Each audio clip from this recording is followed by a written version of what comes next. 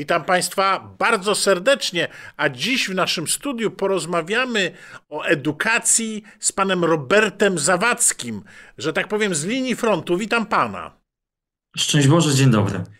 Mówię o tym, o tej rozmowie, że jakby z linii frontu jest dlatego, no że właśnie pokazały nam się wyniki, jak to Polacy zadecydowali w sprawie swoich dzieci, zadecydowali o tak zwanej edukacji zdrowotnej.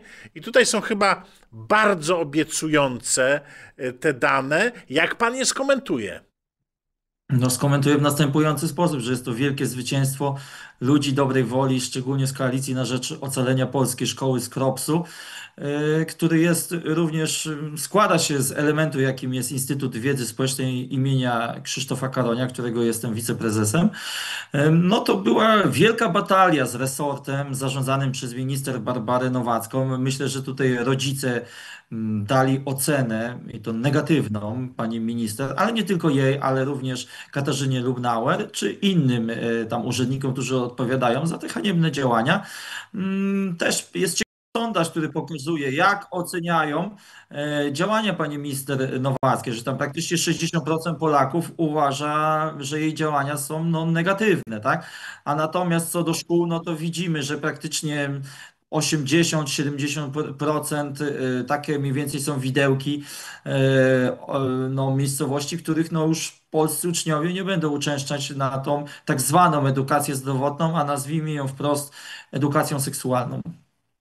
Jak patrzyłem na te dane, no to gdzieś one były podobne do wyników wyborczych, prawda? Że w tych miejscach, gdzie zwycięża Lewica i Platforma, takich jak o zgrozo mój Poznań czy Wrocław, to jednak trochę więcej tych dzieci zapisało się. Tam dane wskazywały na, prawda, 60 do 40%. No ale w centralnej Polsce i w Polsce wschodniej, tam gdzie lepsze wyniki ma prawica, no to jednak dane były bliższe temu, co pan mówi, więc jaka była średnia, proszę mi powiedzieć? Jak to wyglądało średnio Tego, taka? co ja się tak orientuję średnio, to jest i tak ponad, około 65% uczniów zostało wypisanych. A tak, słusznie pan redaktor podkreśla, że tam właśnie na ścianie zachodniej jednak ten wynik był no, nieco na korzyść minister Barbary Nowackiej. Jednak no tutaj Bydgoszcz myślę, że tak, miała tam taki najbardziej nieciekawy wynik ze wszystkich ogólnopolskich miast. Także my nie składamy broni, dalej walczymy. No, taką jedną z naszych inicjatyw jest raport o likwidacji polskiej szkoły, naszego instytutu. Także zachęcam Państwa do pobrania. instytutws.pl, tam publikacje, raporty za darmo. No właśnie, bo wypada panu pogratulować, bo ta akcja rzeczywiście w mediach społecznościowych, ale też w mediach, nazwijmy to, prawej strony, odbiła się szerokim echem i ludzie gremialnie składali te rezygnacje z lekcji. I to rzeczywiście w dużej mierze dzięki państwa aktywności. Ja też widziałem takie plakaty, które podawałem dalej na moim Facebooku i dziękuję panu za to. Ale proszę mi powiedzieć właśnie, bo pan pokazał pewne opracowanie, co jest jeszcze takim dziś celem dla was, a może dla nas, polskich rodziców, który jest takim no, jest taką gorącą sprawą do szybkiej zmiany, do jakiejś korekty, o co powinniśmy jeszcze poza tą edukacją zdrowotną w cudzysłowie, o co powinniśmy jeszcze walczyć.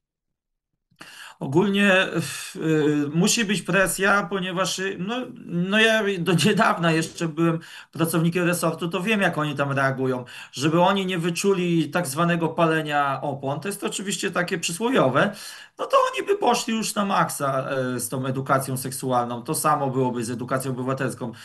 W edukacji do życia w rodzinie, w WDŻ-cie, normalnie były kwestie seksualne poruszone, ale to były normalne aspekty biologiczne, a nie permisywna ideologia gender, LGBT na siłę, tylko po prostu jak powstaje człowiek. Koniec, kropka. Normalna biologiczna sprawa i nic tam nie było, żadnych skrajności typu wybierz je z płci. No oczywiście, że są dwie.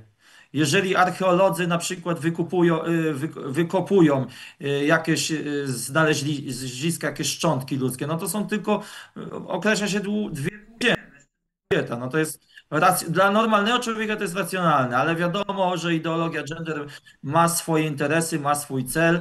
No i teraz widzimy, jak Barbara Nowacka no tutaj próbuje przeforsować ten kompas jutra. No to są, ja Państwu powiem, to jest polskie nazewnictwo czegoś, co dostają z Komisji Europejskiej i z Davos. Ich ostateczny cel to dopchać kolanem do agendy 2030, a w praktyce 2032, bo przez to, co się dzieje na Ukrainie i pandemię tak zwaną, no to oni w taki sposób trochę mają opóźnienie. I naszym celem jest to, żeby w ogóle nie doprowadzić do tego, żeby przywrócić polską szkołę do stanu z roku przynajmniej 2023, choć też tam były problemy, ale w porównaniu z tym, co jest teraz, to jest oczywiście no, katastrofa.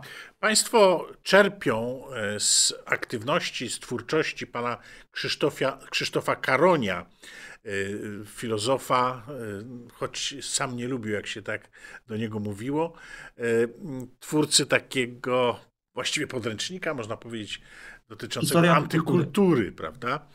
I moje pytanie jest takie, bo nie tylko w mojej opinii, ale też szerokiego grona nauczycieli akademickich, można powiedzieć, ludzi, którzy stykają się z młodzieżą po szkole średniej, po podstawówce co roku, no, jest takie wrażenie, że młodzież coraz mniej wie. Te cięcia, jeśli chodzi o historię, program patriotyczny w zakresie nauczania historii, wyrzucenie pewnych postaci z programu, ale także ogólnie ułatwienia dla młodzieży, takie przesadnie, jakby przesadny brak wymagania od nich czegokolwiek i takie nakierowanie na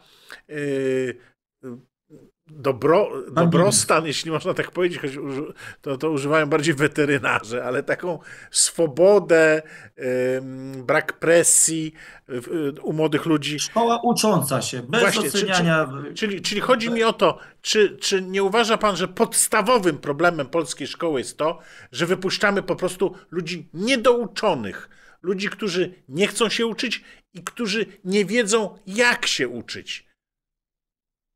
Powiem panu tak, w naszym instytucie mamy taką książkę Poradnik Świadomego Narodu, historia debilizacji. No to jest bez owijania w bawełnę coś, z czym mamy teraz do czynienia. Świętej pamięci pan Krzysztof Karoń mówił jedną ważną rzecz, a mianowicie antykultura jest czymś takim, co doprowadza normalnego człowieka do takiego stanu, że nie jest w stanie wytworzyć pożytecznego dobra. I co się wtedy z takim człowiekiem dzieje? Nie ma innego wyboru, będzie kradł i szukał różnych rozwiązań, żeby tą kradzież sobie umożliwić. No i pewien pasożytniczy system może mu to umożliwić. I obecnie Ministerstwo Edukacji Narodowej idzie w kierunku takim, żeby właśnie stworzyć taki system. Ja pan powiem tak, tam w ministerstwie pracują ludzie, którzy na przykład, ja już w poprzednim programie u pana kiedyś opowiadałem, jak właśnie była ta afera powodziowa, że ten mój były szef Jacek Strzemieszny, dyrektor Centrum Edukacji Obywatelskiej, niedawno się dowiedziałem tej ciekawostki po czasie, że on jest osobą, która zainspirowała tak zwaną dawną akcję Zabierz babci dowód. Świętej pamięci pan Krzysztof Karoń mówił, że są tacy inżynierowie społeczni. No to ja praktycznie jakiegoś takiego spotkałem. I niby taka niewinna akcja, a jak się przełożyła na wynik wyborów w tamtych czasach. I tacy spece siedzą w edukacji narodowej. Barbara Nowacka i Katarzyna Lubnauer to są dziewczynki do bicia, tak zwane chłopcy do bicia, a w praktyce ktoś inny nimi steruje.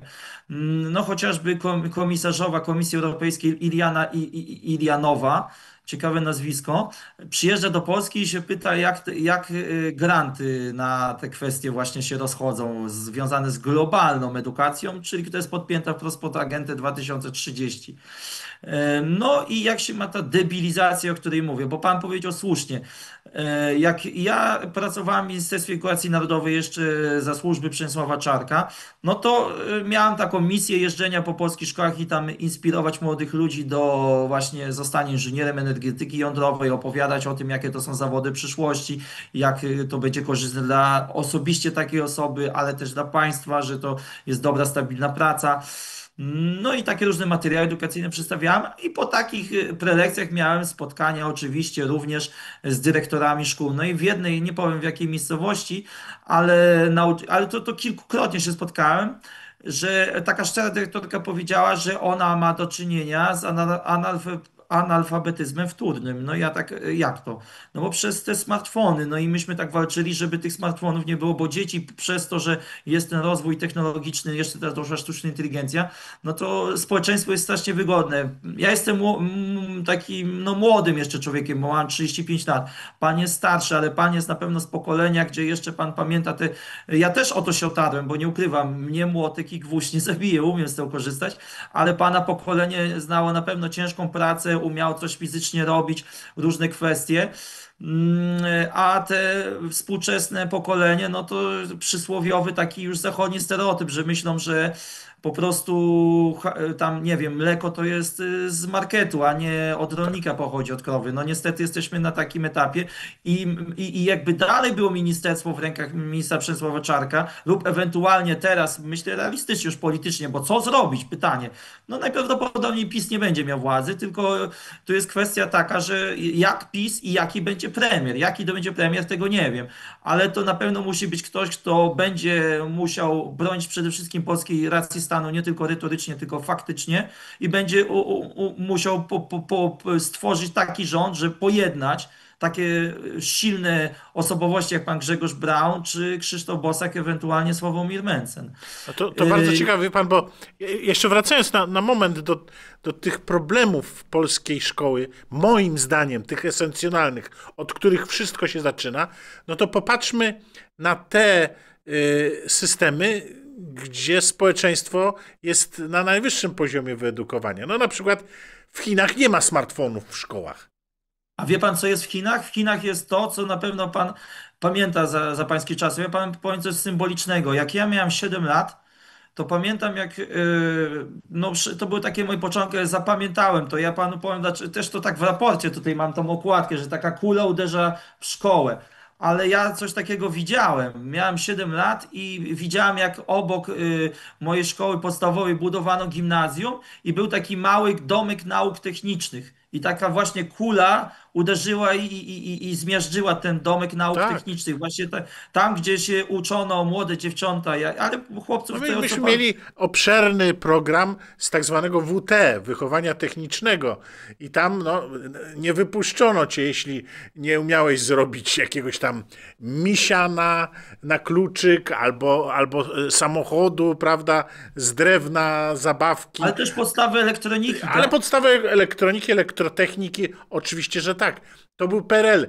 Ten system, co by nie powiedzieć o nim złego, to jednak on spowodował na przykład sukces gospodarczy naszego kraju. Że tak wykształcone kadry, szczególnie chodzi mi o te kadry po technikach, bo one dominowały w czasie PRL-u. Szkoły średnie zawodowe i technika. Tych absolwentów było najwięcej, bo wyższe wykształcenie miało kilka procent społeczeństwa w latach 80., w których ja się uczyłem. No i takie kadry zdobyły nie tylko, no, osiągnęły sukces gospodarczy w kraju, ale także miały świetną prasę i świetne notowania wszędzie na świecie, gdzie znalazła się polska emigracja. Ale powiedzmy jeszcze o czymś. W polskiej szkole się przecież niczego nie wymaga. I czy tu chodzi o to, żeby, no, że tak powiem, zaplusować u rodziców, którzy mają dzieci, Nie, po to nie, prostu. ja pan powiem tak, na przykład ten mój, co mówiłem, ten inżynier społeczny Jacek Strzemieczny, no to on nam powiedział wprost, ja kiedyś nie zdałem. I ja tego systemu nienawidzę, to jest moja prywatna vendetta. No to powiem wprost, to już moja prywatna opinia. Może się mylę, może nie, ale ja tam podejrzewam, że tam naprawdę to będzie spiskowo brzmiało.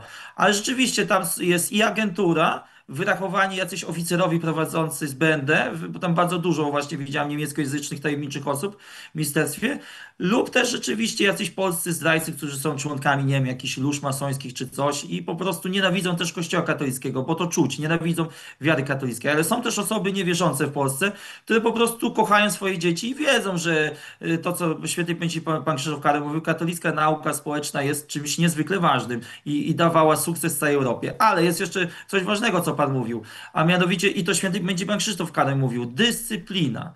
Musi być coś takiego jak przymus. No nie może być tak, że bo to nie, to są ludzie, którzy wiedzą, że nauka, czy taka dyscyplina, czy oceny, no mobilizują. Jest ten taki, no musi być troszeczkę jak w wojsku. No nie może być tak, bo jest totalny, użyję ulicznego słowa, To się rozpięcie. nazywa wymaganie. No. Ja na Dokładnie. przykład, wie pan, może tak troszeczkę osobiście, bardzo lubiłem nauczycieli, wykładowców później na studiach, którzy wymagali, ale za których wymaganiami szła jakaś pogłębiona wiedza, szła jakaś wartość. I wtedy pamiętam, no, takich nauczycieli, którzy z pasją wykładali, z pasją uczyli, ale i potem szło za tym, jak mówię, z ich strony no, wymaganie, konkret. To w takich ludzi się bardzo szanowało. No, co innego wymagać i mieć wszystko w nosie, a tacy nauczyciele niestety bywają, to może inna sprawa. Więc to wymaganie, no, wszędzie nas otaczające, prawda? Przecież w pracy się od nas wymaga, w kościele katolickim się od nas wymaga i to kształtuje człowieka i to go rozwija. A brak wymagania ta poszerzona pula stopni, to nieocenianie w klasach 1-3, prawda, pewnych rzeczy, to wszystko powoduje, że charakter człowieka się nie kształtuje, no i wiedza nie jest w odpowiednim stopniu przyswajana. Myślę, że to jest jeden z głównych problemów, o którym pan też już zaczął mówić. No niestety tak, no i to jest też aspekt kultury poza edukacją, to też świętej pamięci Krzysztof Karoń mówił, ale wracając do tego, co pan mówił, no to jest tam taki projekt, jak tak zwane ocenianie kształtujące się. Ale jaki to ma cel? No bo trzeba sobie zadać pytanie, dlaczego oni tak faktycznie to robią? Ponieważ oni wierzą, że wraz z rozwojem sztucznej inteligencji, dojdzie do takiej sytuacji, że nauczyciel nie będzie potrzebny, tylko będzie taki ala robot miał zajęcia z dziećmi i będzie taki operator, nazwijmy to, operator, który stoi i tam pilnuje ewentualnie porządku w klasie. No i właśnie oni tak widzą szkołę przyszłości, a żeby to zrobić, to trzeba też mieć zdebilizowane społeczeństwo, które to zaakceptuje, które nie zadaje pytań. Dlaczego w edukacji obywatelskiej obok edukacji zdrowotnej mamy te paranoje związane z edukacją klimatyczną i wciskają ludzi? No bo jeżeli ktoś jest dzisiaj w stanie uwierzyć, że planeta płonie bo tam właściwie to jest w tych zadaniach i tej podstawie programoej nacisk na to, żeby wmówić dzieciom, że no uczniom, że to jest coś takiego, że rzeczywiście tu katastrofa, zaspłoniemy i cała cywilizacja wyginie. No to jest absurd. No, w latach 40. globalnym oziemnieniem straszyli, tutaj było wcześniej dziura ozonowa jakoś zniknęła i ja z racji na to, że tak jak powiedziałem, z tą branżą klimatyczną się zajmuję, ale również w edukacji, to po prostu, ale to się wiąże, bo to jest tak zwany konsensus klimatyczny, stąd ta paranoja. Paranoja konsensusu klimatycznego wynika z tego, i to też pokazuje, jak świat nauki wygląda, że w ONZ-cie tam na przełomie 2005 roku lobby biznesowo-przedsiębiorcze, właściwie finansjera wpadło na pomysł, że trzeba te wiatraki i panele pchać i że to jest dobry biznes ogólnie ta transformacja energetyczna, że trzeba nowego wroga sobie zrobić i krótko mówiąc tam obok takiej komórki IIIC wpadnięto na pomysł, że trzeba zrobić taką ankietę i tam wyłącznie 99 anonimowych, podkreślam, naukowców tam wypowiedź, i to byli dotowani, grantowani naukowcy, wyrazili swoją opinię w 99%, że jest no, paranoja ta klimatyczna, że planeta płonie. No i wtedy ta komórka z ONZ-u dała te informacje na świat do lewicowo-liberalnych mediów. Rozpoczęła się machina propagandowa, którą podchwycili no, tutaj przedstawiciele lewicy i ci aktywiści. No i te koncerny już wiedziały, co dalej robić i jak zrobić z tego maszynkę do robienia pieniędzy. No i to nie ma żadnych podstaw naukowych, a jakikolwiek naukowiec chciał się wychylić albo coś, no to był w środowisku sekowany. No i No, tak to działa. to jeszcze dodam do tej puli zarzutów Ale na sprawę. szczęście Donald Trump zaczyna jakiś tam porządek z tym robić, ale w Ameryce jakoś to idzie, a w Europie, no wiadomo, no przecież to jest Ursula von der Leyen i ci ludzie, czy komisja, przecież oni majątki na tym robią i ich życie jest na tym oparte, no to oni tu się wycofali z tego. Tak, bardzo ciekawe słowa, bardzo ciekawe to, co pan mówi. Natomiast no, kończąc tą pulę zarzutów, która by pewnie jeszcze tam mogła być poszerzoną, no, ale choćby na potrzeby naszego programu, trzeba jeszcze dodać cięcie tych podstaw programowych, prawda? Że A tu na pewno tworzenie pewnego uproszczonego programu dla społeczeństwa, któremu będzie po prostu brakowało wiedzy, które będzie po prostu podatne na propagandę i te uproszczenia są kompatybilne, czy tam zgodne, prawda, z tymi trendami propagandowymi, a więc stworzenie nowego człowieka, tak jak to lewica chce i tak jak ładnie mówił Lenin, że daj mi 4 lata, a nie poznasz swoich dzieci. No i już mamy 2 za sobą tego procesu. No i co z tego wyjdzie, prawda? Wszyscy muszą zdać, program jest coraz prostszy, szkoła ma być jakimś takim, no nie wiem, elementem zabawy, jakiejś gry, a nie ważnego procesu edukacji, kształtowania człowieka. Jesteśmy w stanie z tym zawalczyć? Proszę powiedzieć na koniec. Czy realnie jesteśmy w stanie... Ja uważam, że jesteśmy w stanie zawalczyć, ale to tak jak powiedziałem, trzeba wytrwać. Albo ja po prostu nie wiem, ja też obracam się w świecie polityki, także uważam, że po prostu za jakiś czas pewnie nie dotrwają i będą te przedterminowe wybory i tu zależy, jak Polacy się tam zmobilizują.